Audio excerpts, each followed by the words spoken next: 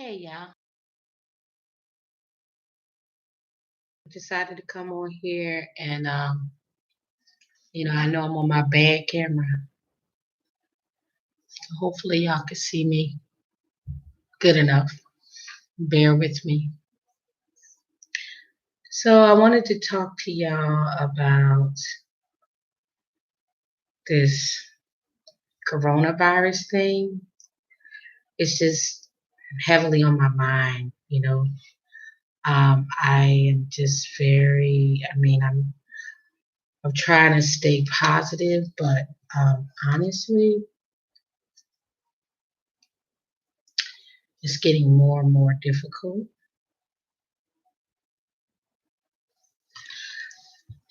because it doesn't seem to be any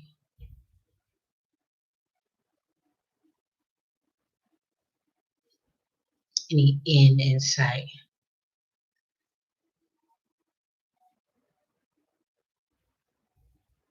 So right now, coronavirus in the United States, there are 1.45 million confirmed.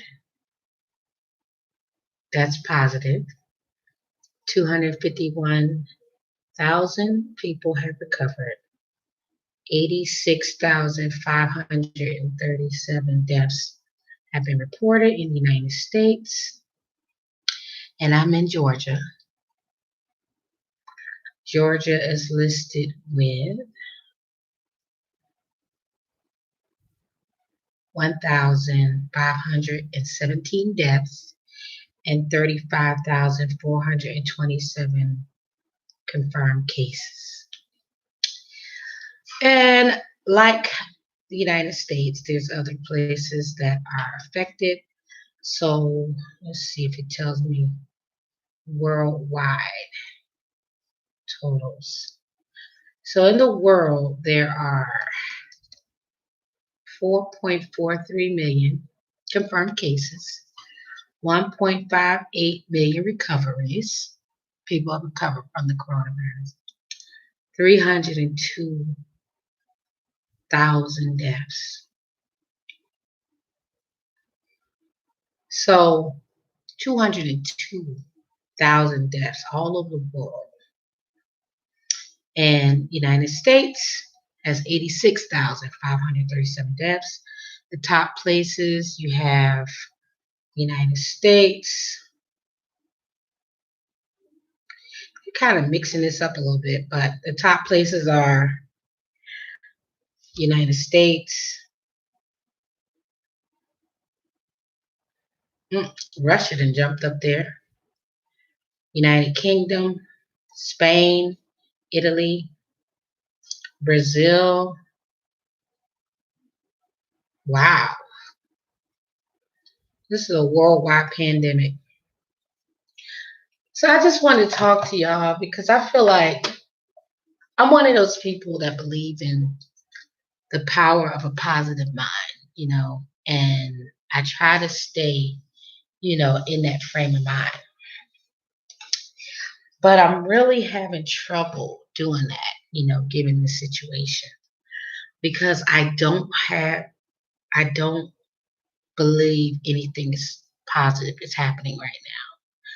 And I want to, talk and share my thoughts, because I feel like I need some kind of outlet. And right now, social media is becoming my outlet for things. I thank God for social media. Like social media is like how it's almost making things, I guess bearable because at least we do have social media. So let me show y'all my hair, y'all. Y'all can't even and don't laugh, y'all. This is my hair. Coronavirus hair. This is my attempt to give myself a dye treatment. And like my hair is I don't know what happened, but it did not take, honey. I will be doing a separate video on that. But yeah, my hair is supposed to be black. You see how most of it is black, but the top is like a weird orange, yellow, um, gray. It's just not supposed to be that color. So shout out to Cream of Nature for giving me such a bad hair color treatment. So that's what's happening with that. You put my rag back on.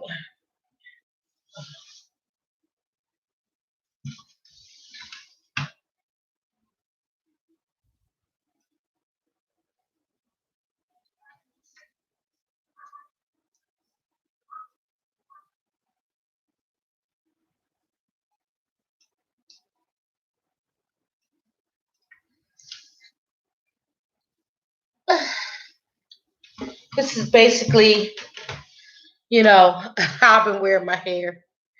I just did a wash and go, and I just said, you know what? Doesn't even matter. Okay, so Georgia opened up.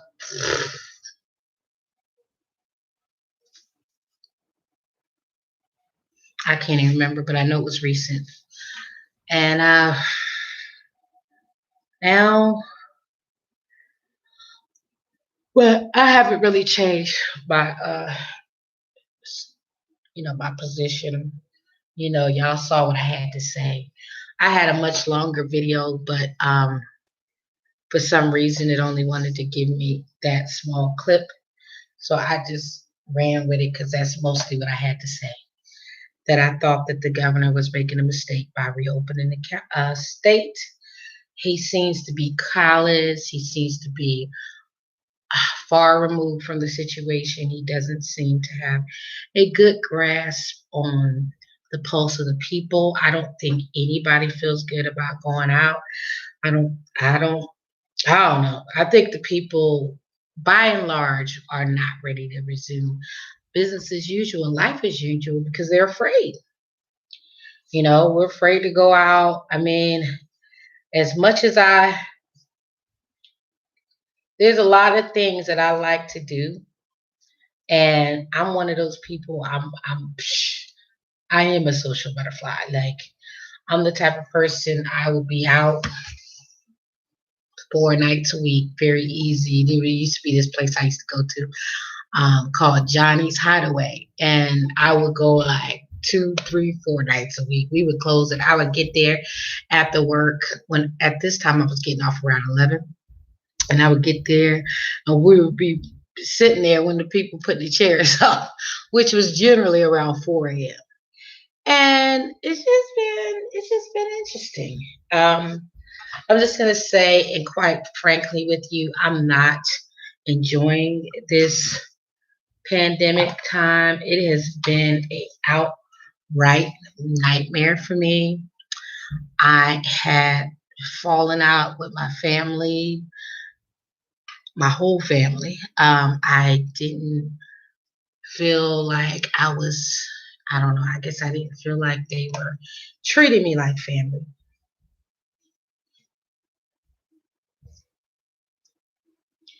And so, let me see if my sound is up, because sometimes I could be doing these lives and y'all won't hear my sound.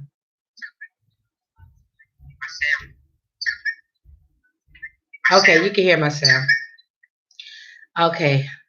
I've been having the hardest time with these lives. Um, I mean, it's bad enough the camera is bad, but as far as me getting these lives out, I've been having a hard time because they don't seem to be posted or something. So what I wanted to talk to about in this quarantine chronicles volume 1 is that it has been like, this has been the hardest thing I've ever done. Like, literally, I guess now looking back on it, I must have been the most spoiled woman on this planet. Like, I'm not high maintenance, but I guess there's parts about me that are, you know, different. And one of which is that, I didn't really cook for myself. I love to eat out. I love food. I love to eat out. I very rarely, very seldom cooked. I was like Carrie Bradshaw. A stove was for, a oven was for clothes, sweaters. So I really didn't cook at all. Like I'm actually um, 45, and I never went a whole week with cooking anything. The most that I've ever done is prepare soups. When I'm ill, or when I got the cold or anything, flu or anything, is I would make the soup, or peanut butter jelly sandwich, cereal, Chef Boyardee. I guess the most I would make is spaghetti, but that would be rare. There was oftentimes I would have a freezer full of food and wouldn't know the first thing on how to cook any of it. I would be more likely to throw out the food than I would be to cook it. So I really, and I'm not making fun of, I mean, this sounds sad, but this is where I was. I mean, I went and got my nails done I didn't go like every time the wind blew, but I did try to go like once every 3 weeks, 4 weeks. When my schedule got really bad, I would go 6 weeks. The average person, I get gel nails, so I think the average person goes either every 2 to 3 weeks. I guess some people might even say every 2 weeks, but I would never get that much because they do a treatment where they put your nails under the thing, and I would never go every 2 weeks. To me, that's too expensive. My When I go, I always get the works. Okay, so I would get the mani pedi. I would get the gel mani pedi, Spa Deluxe with the paraffin wax and the hot stones.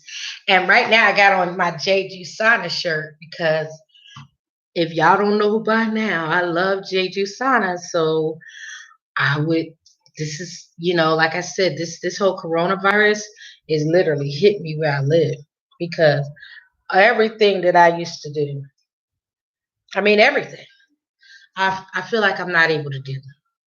I don't feel comfortable doing. I'm actually petrified, like just the thought of me ordering out. I don't want to order out. I'm too afraid. I'm like, okay, if you order out, if they sneeze on it, they cough on it, they got the coronavirus, do I leave it outside? Do I keep trusting? Do I?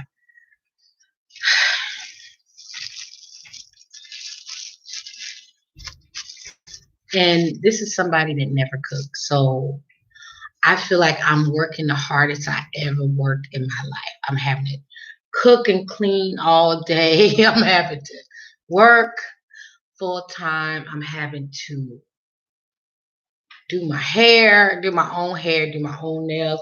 I finally got those ratchet gel nails. They were on forever. I had them on for at least 2 months or more. Had them on since March 6th. And they were a wrench. They were practically falling off, but they just wouldn't come off altogether. So I had to just take them off. Thank God my feet look a mess. And let me tell you, my feet still have the gel on it. What what is uh part of the gel that's still hanging on? I gotta get down there. But I done figured out I'm too fat to get down there and do my own feet. So I gotta figure out how to get to these feet so I could do these nails. Oh my God, it's just a nightmare. So, so it's a mess. It's a mess. So I'm actually in a dark place. I'm not even gonna lie. I believe in putting on a positive face and projecting a positive image. And I a lot of times I'll do that and I'll run the risk of not being my truest authentic self because I would much rather present positivity in the world and bring something positive to the table than just tell people how I'm really doing, especially in this platform and the YouTube platform, because I don't like to project negativity, but this is the time that I really don't feel confident about where the world is headed. I don't feel confident that we'll even be in this on this planet in a year. I just don't feel I don't know. I am worried. I have a lot of friends. I have a lot of people in different places. Now, I'm going to say this, and I'm not going to be able to back this up by any means, but I do have very limited psychic ability where I'm considered a psychic empath. That means that I feel emotions from others. And so by me being surrounded by this many people in need, in desperation, when I hear things like 30 something million people are out of jobs, like, knowing I was somebody that was without a job for like 8 years. I mean, the jobs I would get, they would be like part-time jobs.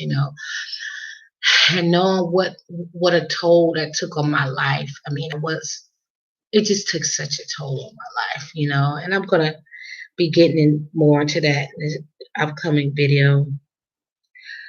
But what I want to do is I want to just let people know, if you're out there, if you're struggling, if you're without your family, if you don't feel like you belong anywhere, just know you're not by yourself. I feel at this point I don't belong anywhere. I would much rather be with my family, but I don't feel like I'm close enough with my family. I don't feel like I'm part of the family. Um, I really don't feel like they love me. I really feel like if I dropped off the face of the earth, they wouldn't even care. And I've had to shut some doors, to them, because I'm in a place where I was actually on the rebound. If you could look behind me, you see that's my living room with no furniture. I just moved in here in November. I had a very unfortunate incident that led me here. My my manicure is not so great because I'm finding those little hangnail things, and I hate them because if they get caught, they can hurt. So yeah, I moved in here in November. It's like the end of Thanksgiving, and I have went through this whole ordeal. I don't know. You couldn't even see me on the news. I was on the news twice in November about my situation stemming with me having to move here. And I will talk to y'all about it later. I have to kind of reacquaint myself with y'all because I've been missing in action. Okay. So I have to kind of get everybody up to speed, and I'm not going to just take major stories and throw them in the middle of another crisis story. So it was a lot of major changes happening in my life from October. A lot of turmoil happening from October to January.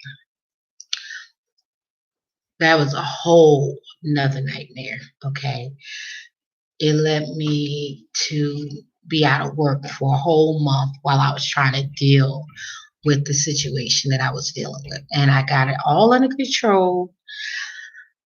I remember the day, it was January 3rd, and I thought I could pick up my life. February came, I was having a better month. March came, I went and got a car, a brand new car. Next day, we were pretty much quarantined. And I've been stuck in this apartment ever since. I've been pretty much stuck in this apartment, give or take a few hours or moments since March 6th. I went and got a new car. I literally been stuck in this apartment since March 6th. Look, everybody keeps saying, "Oh, we could try to go back to our life. You could do this, you could do that." And I'm hearing all these coronavirus cases, right? But what they also do say is that if you have underlying issues, you're more susceptible.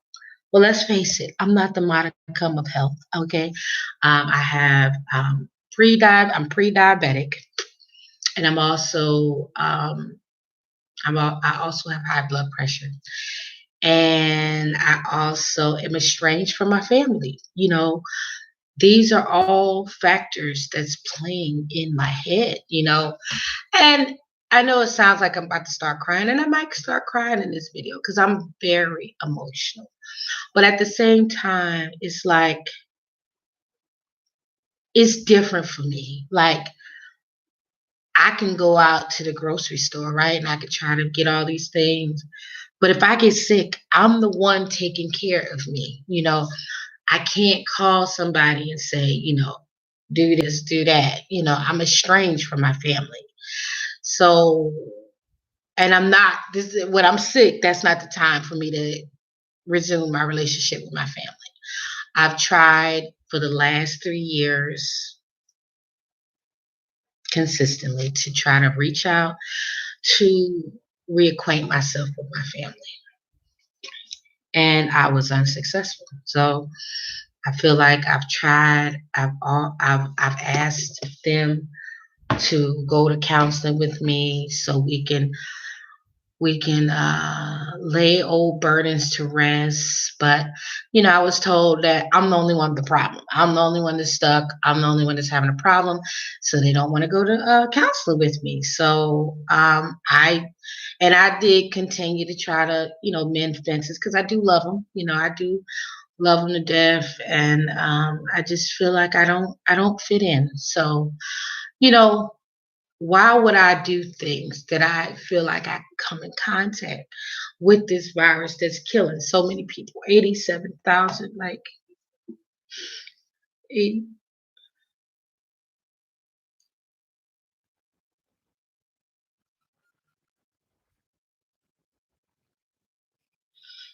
my phone acts so stupid sometimes. But I'm just like so upset. Like, I just can't. Like, I'm just, like, why? Who would I test myself and go when you have 87,000 people dying? Like, why? Why would I do this? This is the United States, right? Like, can y'all see that? I don't know if y'all can see it. Like if if I have nobody, right? Why would I further add to the risk of me going to get things, right? Just so because I'm trying to limit my contact so that I can avoid,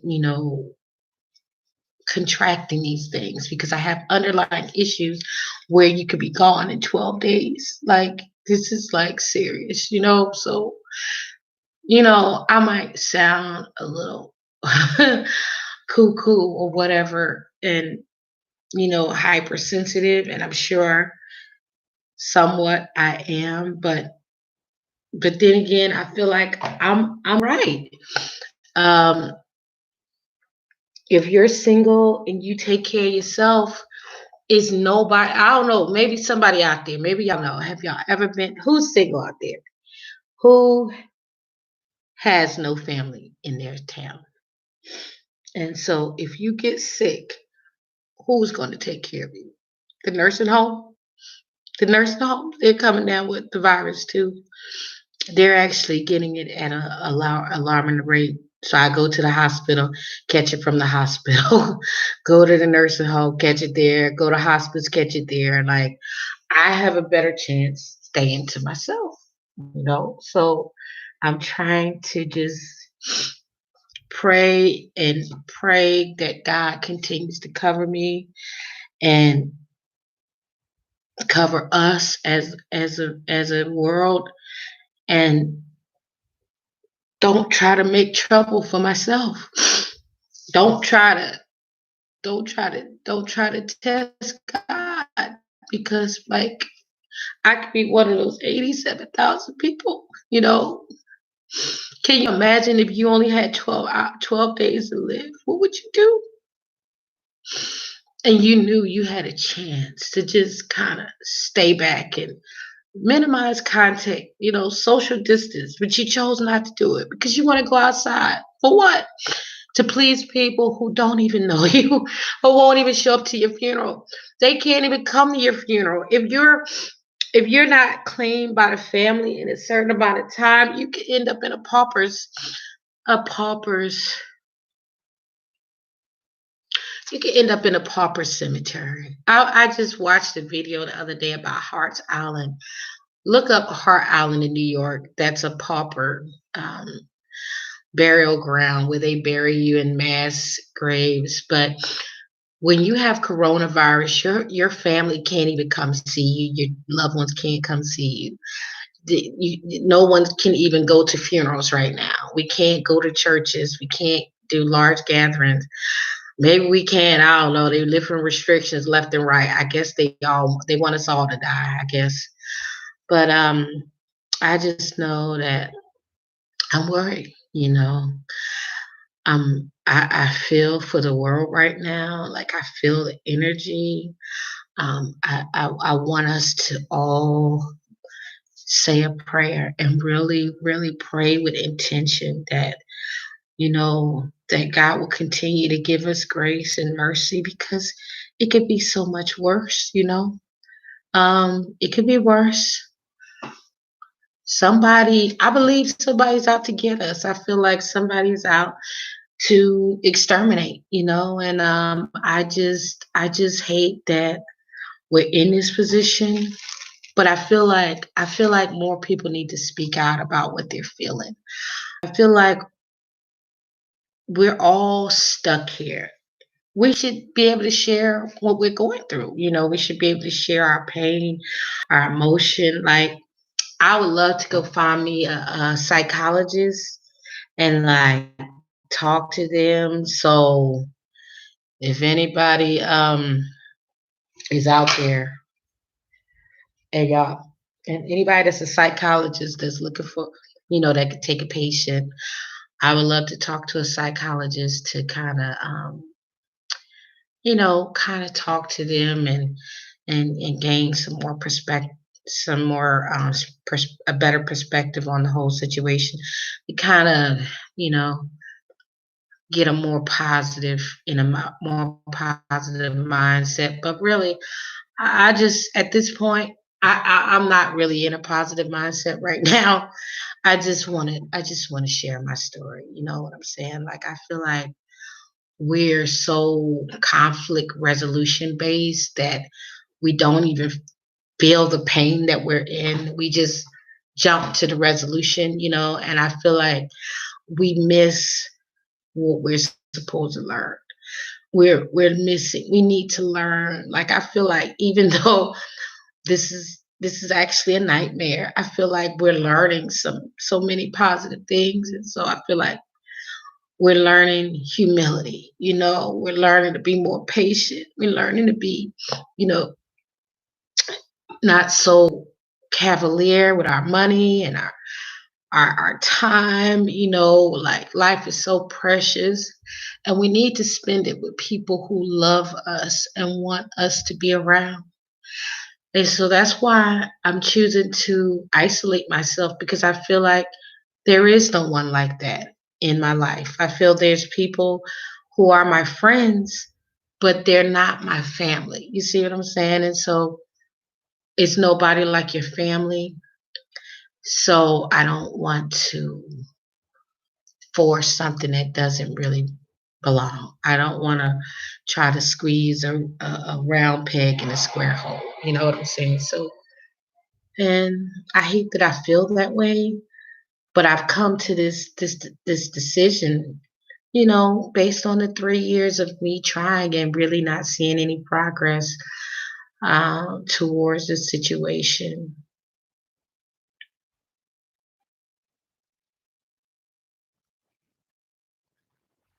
But I feel like God made me to be a strong woman. He made me to be.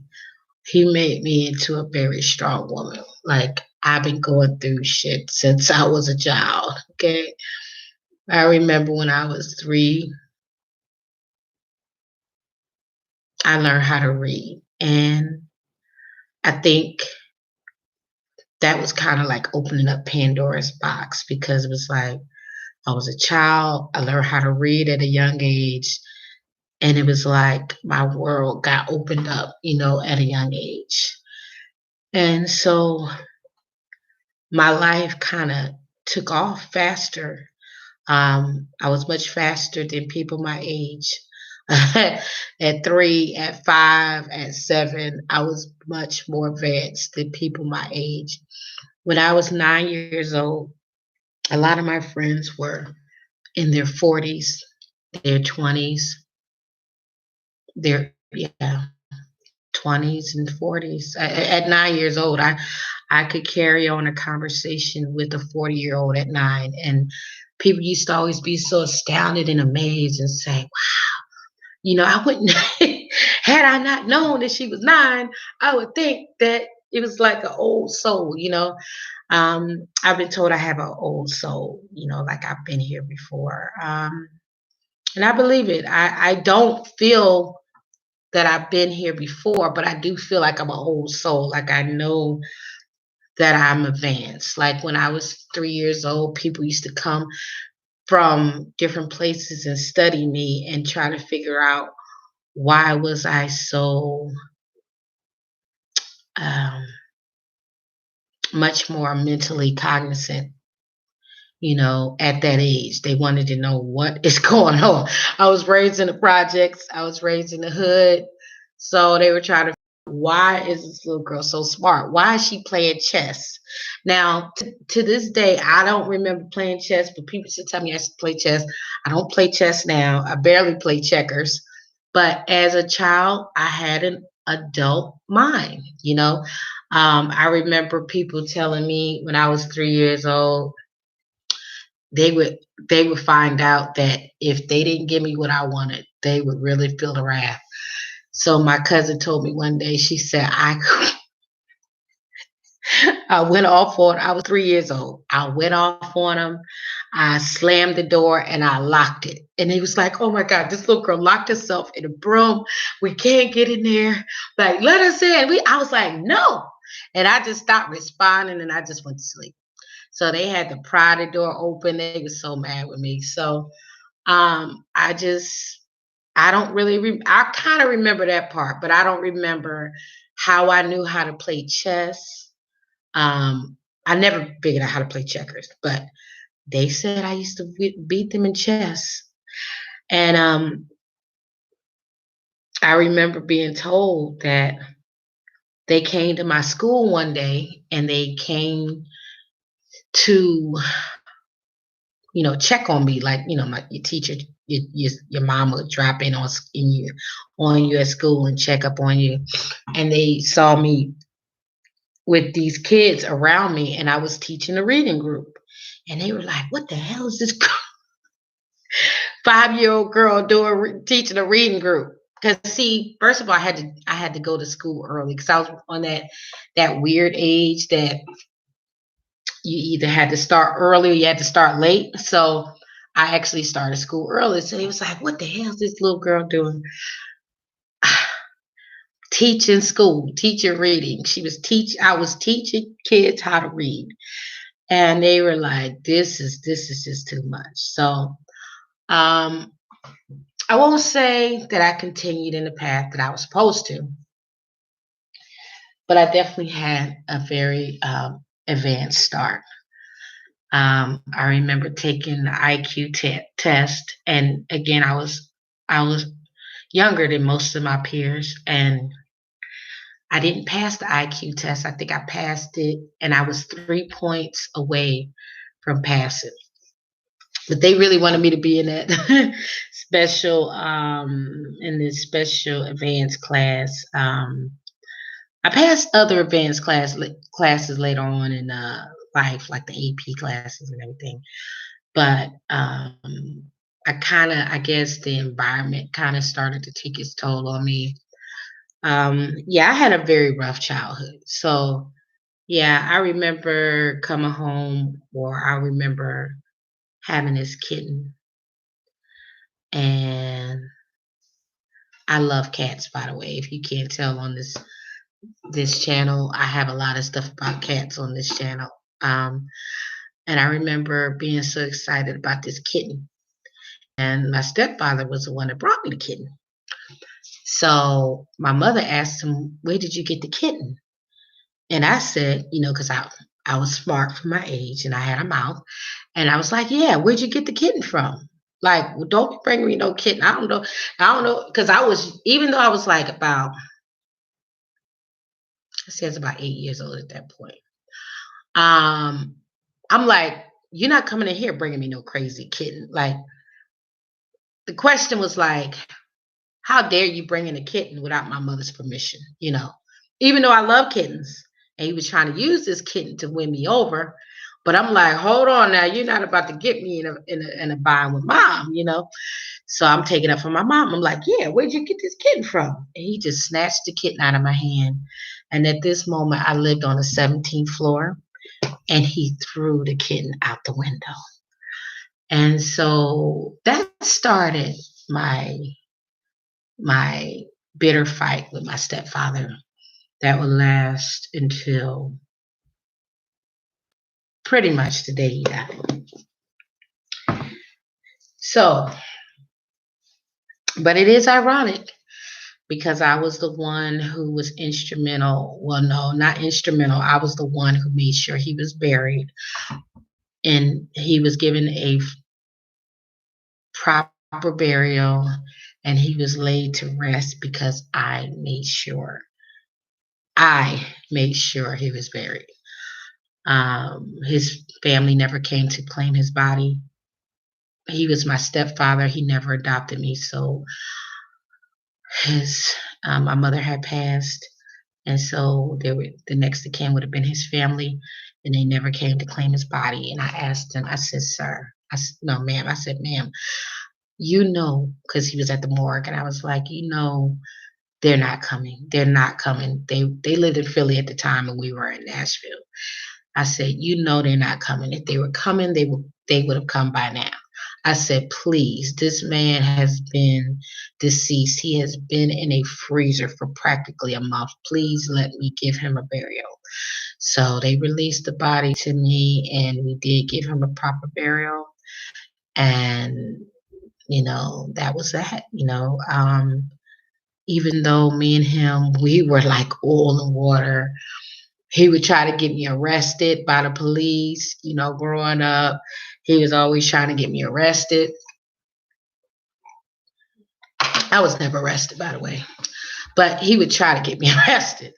He would say, "This girl, she in here causing problems in my marriage. What can I do about her?"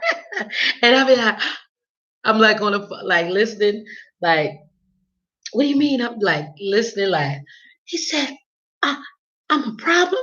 You trying to get me arrested?" I was like, "Let me get out of here." I'd be like Medea jumping over the fence trying to get out of here. I was like, I gotta lay low. The block is hot. He trying to get me arrested. So yeah, that was he was my stepfather for 26 years. So no matter how I felt about him, because I personally didn't like him, I was not going to let him wither away in that was not right. And I resent his family for never coming to claim his body. If they didn't want to claim the body, they should have just told me right off. We would have got him because we were actually in I was in Georgia at the time. He was in Nashville. But it could have been done a lot quicker than 30 days. So yeah. So this quarantine has really taught me a lot about myself, even though this is a nightmare. I've actually learned a lot about myself. I don't First of all, I learned that hey, if my back is against the wall, I could figure I may not be a Chef Boyardee or what's his name? The guy from Hell's Kitchen. What's his name? Wolfgang Puck. I might not be no Wolfgang Puck, But I know how to. I can stir up and fry up a good hot dog and baked beans. I can make me some. So let me tell y'all the meals I've been cooking. Now don't laugh, okay? I've been making oatmeal. Okay, I'm very proud of that. And just so y'all know, in just case you didn't know, you can have oatmeal and it'll last a couple days. So what I do is I make a big pot of oatmeal and then I eat off it for like 3, 4 days. I think the max you should eat off the leftovers is really 3 days. 4 days, you talking about having foodborne illnesses and bacteria grow. So I would let my nose do the talking. So I wouldn't go more than 4 days. But I had so much oatmeal. I had like at least 50 packs of oatmeal, so I could afford to, um, kind of go out overboard with the oatmeal. I found out I love, absolutely love uh, bananas and cream oatmeal. Like it is everything to me. I'm good with making my grits. Now y'all see me making those grits, right? Y'all saw me making them sugar grits. Pack this a little better. I use t-shirts now mainly to um dry my hair now. So they come in much more handy. And they're so lightweight. You got curly hair. Curly hair just doesn't like terry cloth towels anymore. So I found out that the towels, the t-shirts, they have to be like a soft texture. They work great. So what other good meals can I make? Okay, I can make s- uh, uh, uh, uh, uh, uh,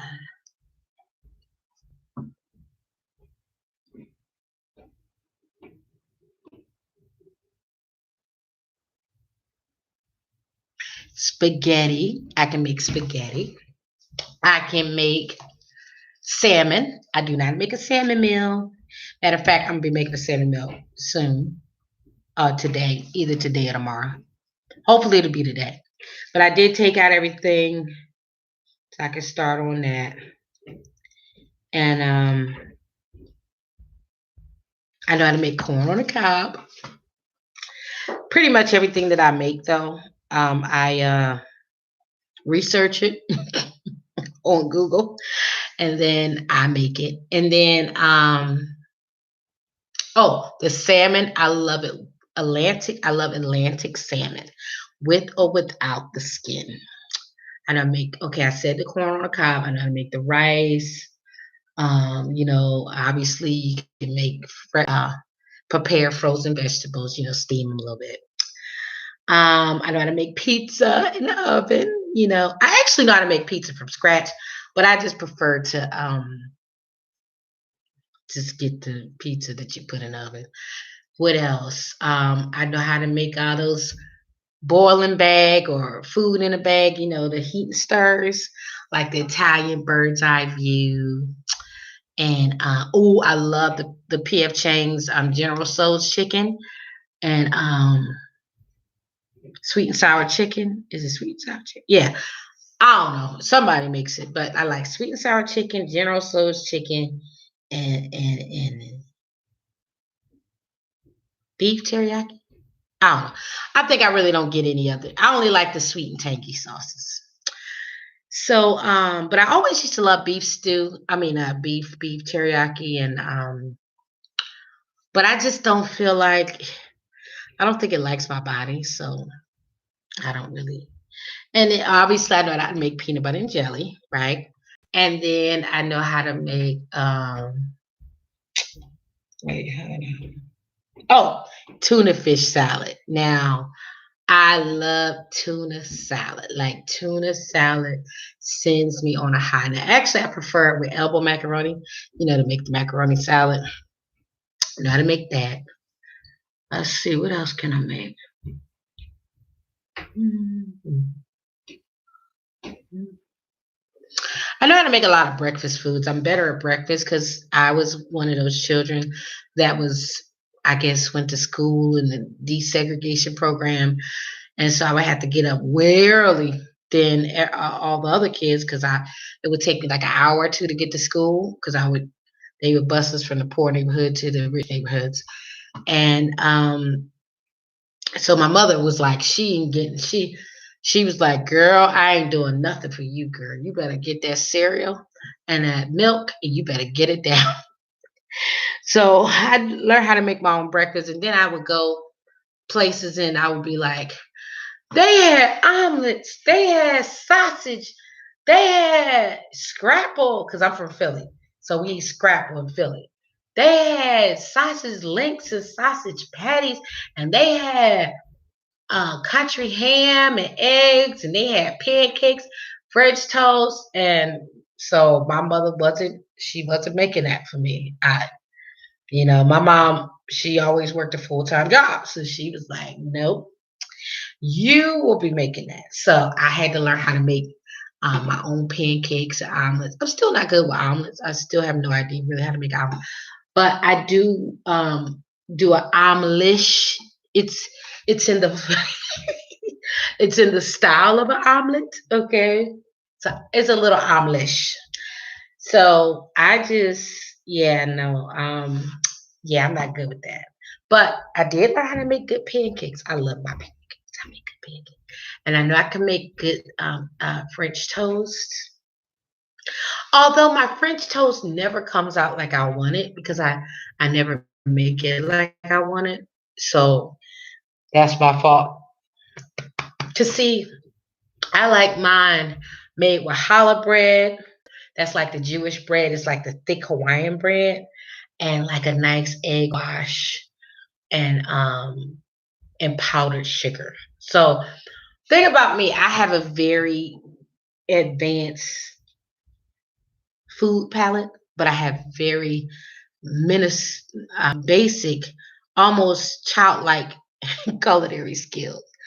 So because first of all, I love to eat out, right? And I'm a foodie. So, and I used to be a food critic for a little bit when I was I was stationed in the military in Savannah, Georgia, and I picked up like a little part-time job as a food critic with the Creative Loafing down there. So I would go to these different restaurants and I would review the restaurant. I'll never forget one day. Oh God, it was like, so I was doing let me see. I'm doing a reenactment right now. So I was like a food critic, and like this is me reading the menu. So I'm like,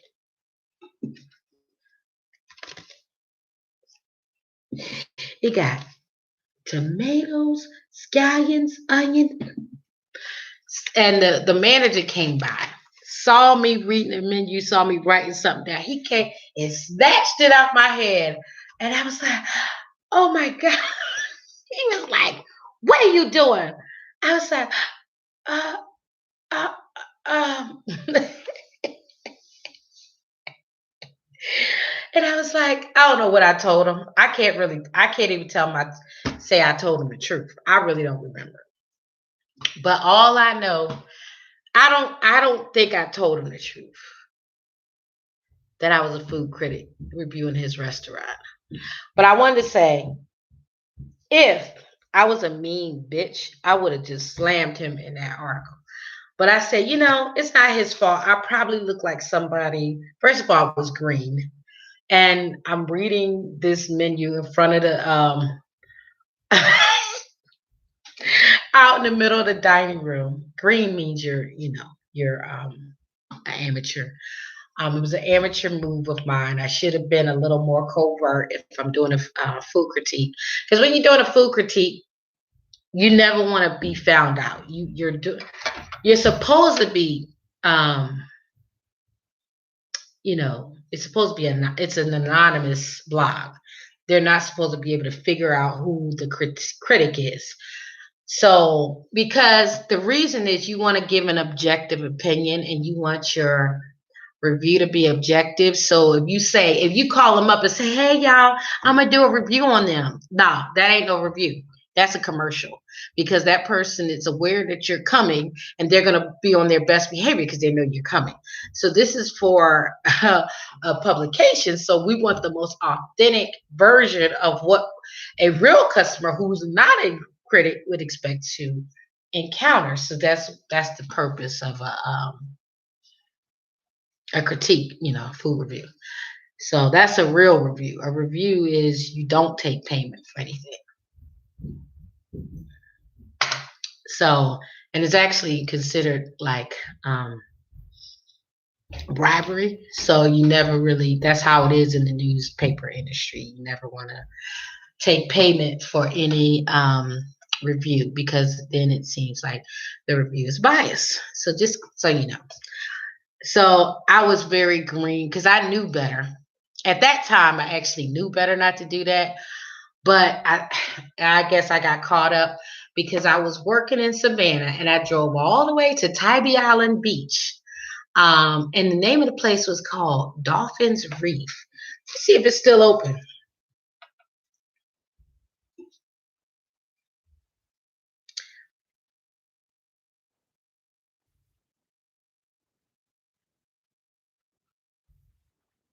Right on Tybee Island. Yep, still open. This is it. Oh, it says it's permanently closed. Oh no.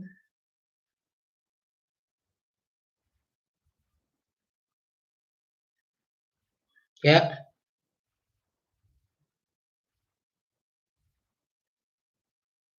So Ocean Front Restaurant.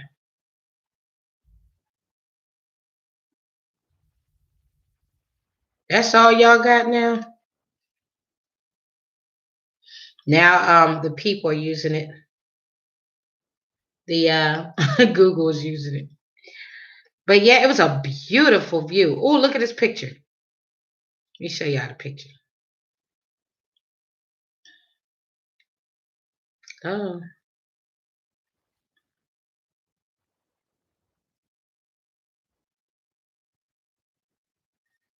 Okay, so that was the view right there. Look at it. It's beautiful, right?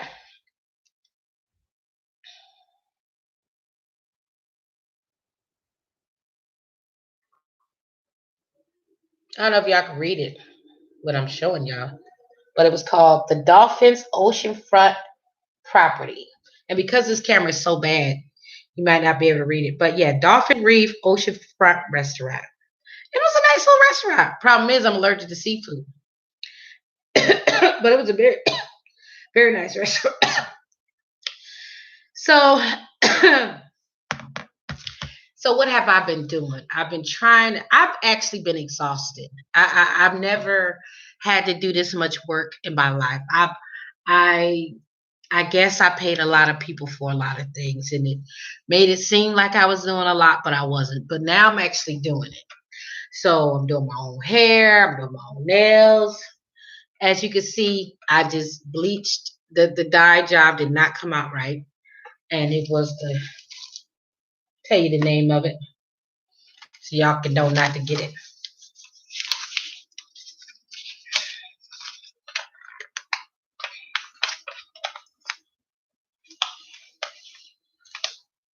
Wish I could read it.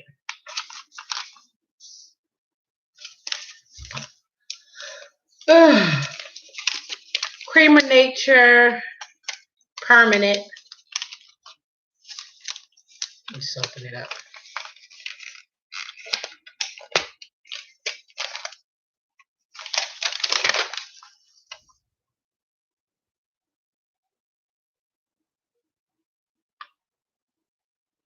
Crap. I'm never buying anything else from Cream of Nature when it comes to hair color ever again. Horrendous.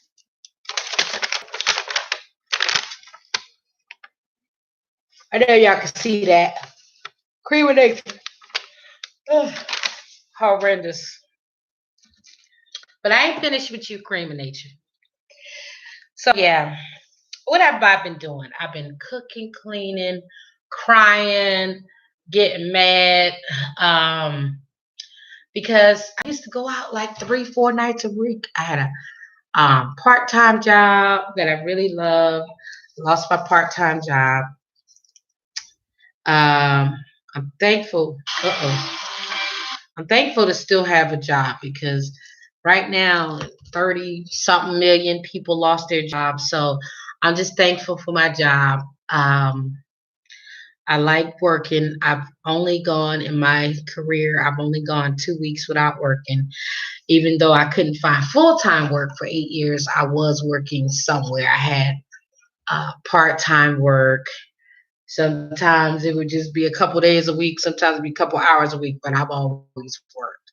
I never just sat home all week without a job. That actually freaks me out. I don't think I would ever do it, but I know that sometimes circumstances present itself where you have to do it. Okay, so I'm definitely not, talking about anybody because back in the day, hey, when you fell on hard times, you could go get you a job as a waitress, go get a job in a supermarket, things of that sort.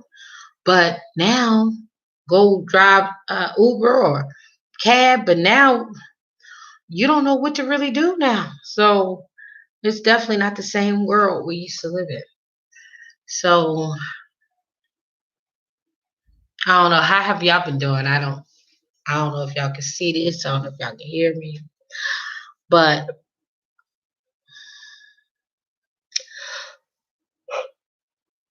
just know that if you hear anything, any similarities, just know I'm right there with you, and I'm praying for you. I'm praying for your family. I want us to come out safe and sound.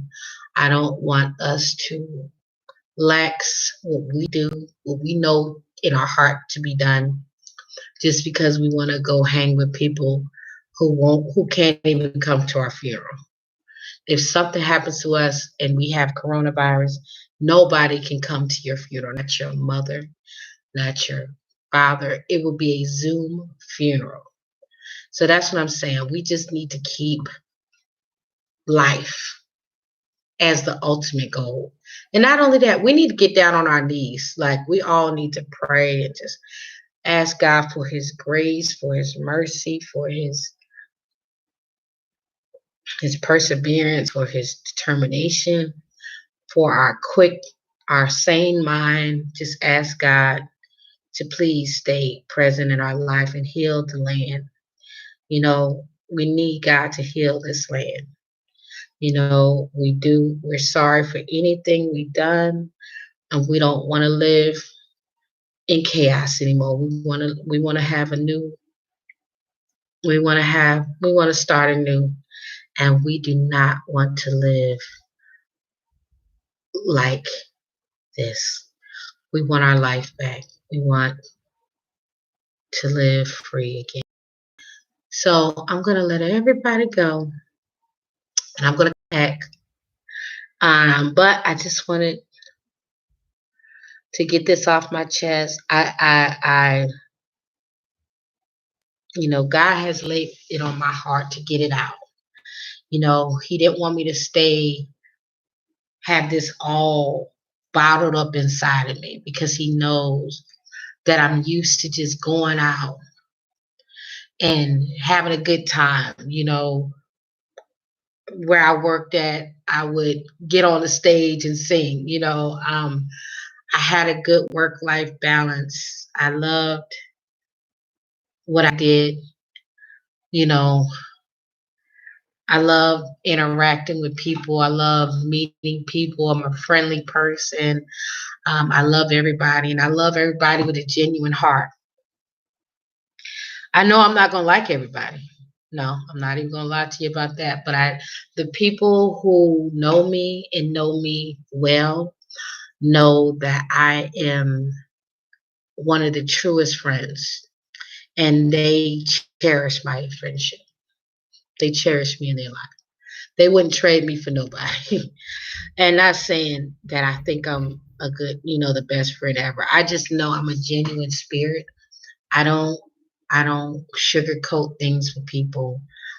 Um, I'm the truest, realest friend, and that's what I expect in return, honestly. So if I feel like I have somebody in my life, blood friend that's not true, that's constantly lying to me and, being fake, then I will cut those people out of my life.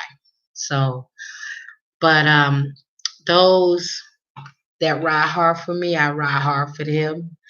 And they know I wouldn't do nothing. I would do everything for them. So I don't know. I guess I'm signing off, but I want y'all to know that God is listening, but you have to talk to Him. You have to open up to Him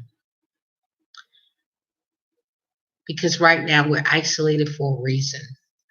We're isolated because we lost sight and lost faith. We lost hope. We lost sight of what is true and what's real. And we're isolated for this reason. He wants us to return to Him and make peace and reconcile with Him, the Creator. He does all these distractions to keep us from Him. And it's hard. We are busy people. I know I wasn't going to church, and I wish I was. I made excuses. But and here it is, I was wrapping up. But I wanted to say that was one of the positive things that came out of the coronavirus. I hope we keep the online church because it helped me go. Okay. I've never been a morning person ever in my life. And just the thought of getting up early has always been something that I just cannot do. I can go if you put the church service online. I can go. I can give you my tithes and offering. But me in those 8 a.m. hours, 9, 10, 11, 12, I can't do it. Well, yeah, I have to work just like my shows, right? I love my shows. I never want to miss my show. But sometimes I have to get back with them. You know what I'm saying? It'll be like 2 and 3 days before I can get like Love and Hip Hop came on what Monday, and here it is Thursday, and I'm just catching up. It's nothing against anything, but sometimes you gotta circle back. And so working from home has been a blessing as well. I thank God for the opportunity to be able to work home, knowing where I came from just in October, November, where I moved from to here. I thank God because He really made a way for me. I would have been a very bad peril. I would be in harm's way had I not had the opportunity to move. But God made a way, honey. He looked out. He all the way looked out. Gave me God is the source, and that's what we need to do. We need to return to the source because think about it. We are all waiting for this heat to come because we think it's going to kill the coronavirus, but it's getting colder and colder and colder. What is that about?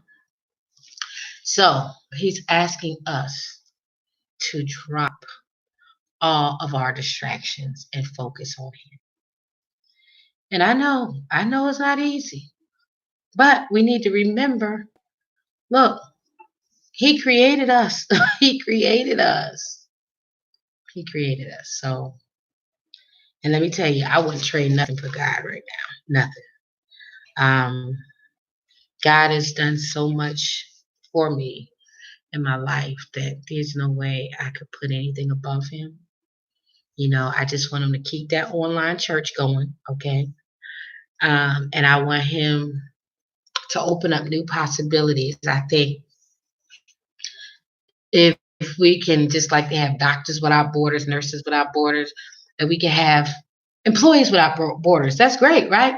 Because now somebody in New York finds a job in California, and we could work from home. We don't have to move. Okay, so it could really open up some opportunities for all of us. We just have to get more creative. We need to dig in, and I like what I'm seeing so far. Like the online battle between Teddy Riley and Babyface and Jill Scott and Erica Badu.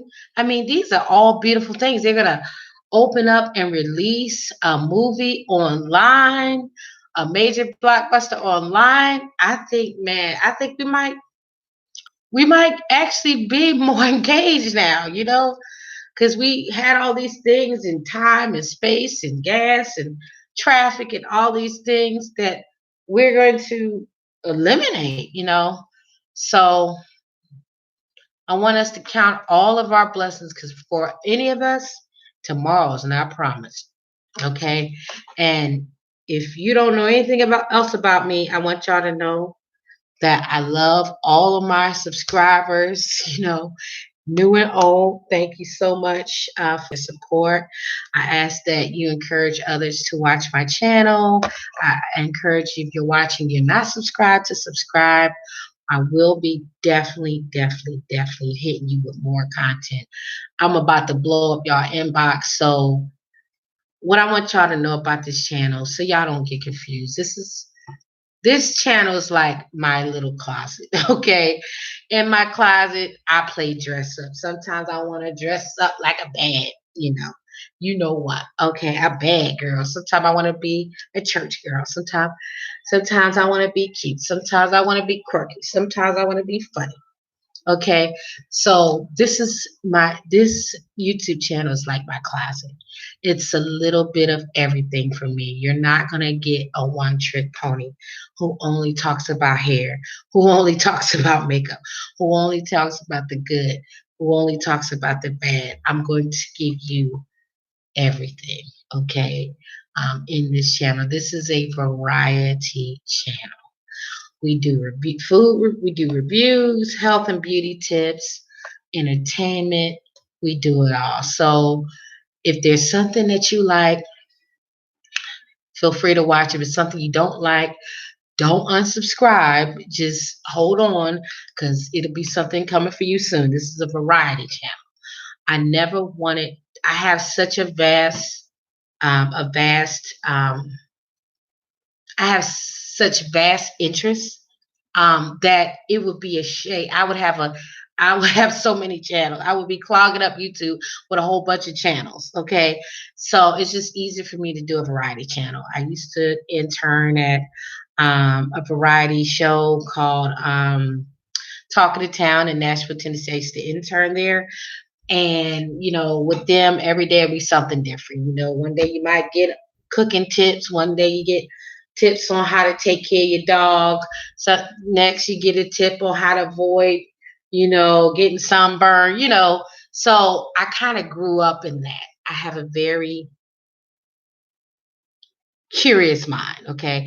So I never want to get pigeonholed. So if you bear with me, like I said, if you don't like something, don't unsubscribe. Just wait for something else and just or go through my videos. I'm sure you'll find something you like. So thank you for watching. Stay safe.